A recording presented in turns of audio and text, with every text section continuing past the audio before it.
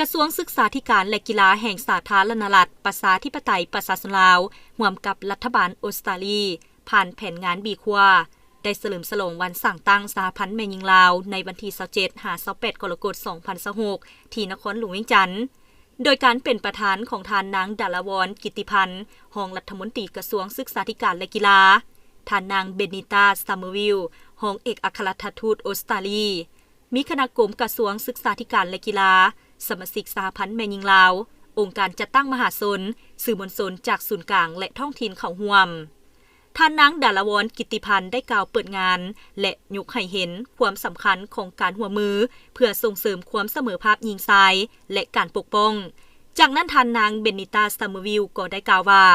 สหพันธ์แม่หญิงมีบทบาทอันสำคัญในการรับประกันด้านการเป็นกระบอกเสียงแนวคิดและการนำพาของแม่หญิงเพื่อประกอบส่วนเข้าในการสร้างให้คะแนนการศึกษามีความเสมอภาพและเป็นเอกภาพกันหลังจากสำเร็จการฝึกอบรมสมาชิกสหพันธ์แม่หญิงจะเฮ็ดเวียกร่วมกับแผนกความก้าวหน้าของแม่หญิงเพื่อพันขยายข้อความสำคัญเกี่ยวกับการปกป้องเด็กและความเสมอภาพหญิงชายภายในแผนกการและองค์การจัดตั้งของตนศูนย์โฆษณาข่าวสารการศึกษาและกีฬาร่วมกับแผนกความก้าวหน้าของแม่หญิงได้นำเสนอวิดีโอใหม่